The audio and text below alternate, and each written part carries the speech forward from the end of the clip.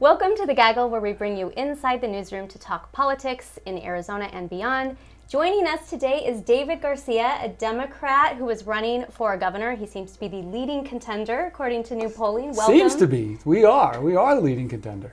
Well, tell us about what your campaign looks like on the ground. I mean, progressives have made massive gains in states across the country. How do you expect on capitalizing on that energy here in Arizona? Yeah, well, first off, I'm excited to be here, to be a guest. Thank you very much. Great to be down here personally. Yeah, our campaign on the ground looks pretty amazing. We've got about almost 5,000 people that are involved in the campaign. But what I tell people, and I do think this is true, this is a statement year. And if you look at what's going on in other states, it is candidates who are making a statement who are the ones that are driving turnout, getting people out to vote, and winning big. And we know we are that statement campaign for Arizona. So we've heard a lot about turnout for a long time in Arizona politics.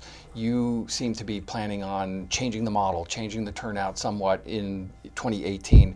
Why is this year different? How is your campaign going to succeed where others have fallen short? That's a good question. And turnout is the big secret. Anybody running for statewide office needs to answer the turnout question if you're a Democrat, or else you're just not going to get the numbers to win, right? I'm a statistics professor. You add them all up. You need new people.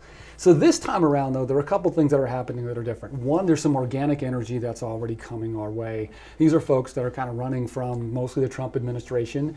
I call it a Trump bump, by the way, but it's not enough to win. Second is there is a lot of new energy that's in here through education, for example. If you look at these sustained collective action drives, it is the Women's March, March for Our Lives, Red for Ed. All of that is going to turn into electoral energy. But we've got to go out to brand new voters, and in Arizona, it's younger voters. It is our minority community. Getting them out in big numbers, you throw all that together, and that's where the numbers are out there to win. And so education is a big issue for you, and post Red for Ed, I mean, the fallout of everything, how does that affect your campaign? Well, education is the big issue for Arizona. It is the issue. Because it touches everything. When we address education, we are going to improve our economy. We have to obviously look at new revenue. But the Red for Ed movement has just been amazing. It has been organic. It's been teachers who are connected. Seeing what goes on at the legislature for the first time, I can't tell you how many teachers were appalled by what they saw going on down there. They're ready for a change, and they're still connected to each other. They're going to move this energy into November, and education will be the issue. And we're excited about that because it's my strength as an educator. So you're talking about women and independent voters. What other issues beyond education really resonate? And I guess young people too. Yeah, education keeps coming up. I mean, folks say, Garcia, go talk about something else. Truth is, we could go talk about just about anything, and you all are going to cover education because that really is the issue. But it's because education does touch everything. Look, our economic model in Arizona needs to change where we're investing in education. Young folks are particularly the ones we hear from, are saddled with a lot of debt out there. That's an education issue. So I have to ask you on that. Yeah. You had proposed free college tuition at some point. Is that still on the plate? We have a three-step plan, starting with community colleges, by the way. Community colleges, because that is the most direct pipeline to middle-class jobs and economic development. But yeah, absolutely. By the way, I believe that's the future. I think the states are going to move toward community colleges and almost a K-14 or preschool 14 model because of its ability to impact the economy. A number of states are moving this direction.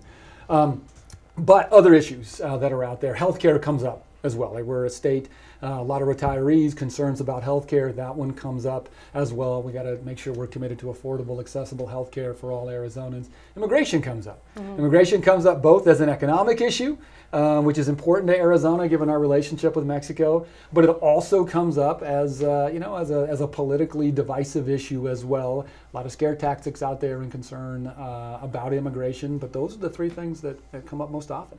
All right, well, we will be following your campaign. Now for our final segment, we are going to spill some tea. Ricardo, do you have some good tea to spill? So, Red for Ed, Arizona Educators United, they're getting behind the ballot initiative, the Invest in Ed ballot initiative. Judging from some of the videos that we've seen posted on Facebook by some of the leaders, it seems like they're having a difficult time kind of get a sense of where they're at with signatures. There's a lot of petitions that have gone out and they haven't gotten them back. So I don't know where they're at, but we'll have to monitor. David. Yes, our T is we do have a purple campaign school bus, and for those that are wondering and asking, you can buy a school bus. People think that it has been loaned to us from a school district. For those of you out there, you can go somewhere, purchase one, and use it. Just so you know, got to get that done. I think my other tea to spill is our campaign team continually makes fun of me because they say I have a Ninja Turtle smile over and over again. So I can kind of see that. Hear that. Yeah, I can kind of see that. A little bit of tea. I've been going through Joe Arpaio's campaign finance reports. Not a whole lot of voters here in Arizona are really funding his candidacy. Stay tuned to see who is. I'm not going to top any of that, so I'll take a pass this week. But can you get me like a polka dotted bus? We can make that happen. Good. Yeah, ours is purple. Well, they work that out. We will be seeing you next week. Thanks for joining us.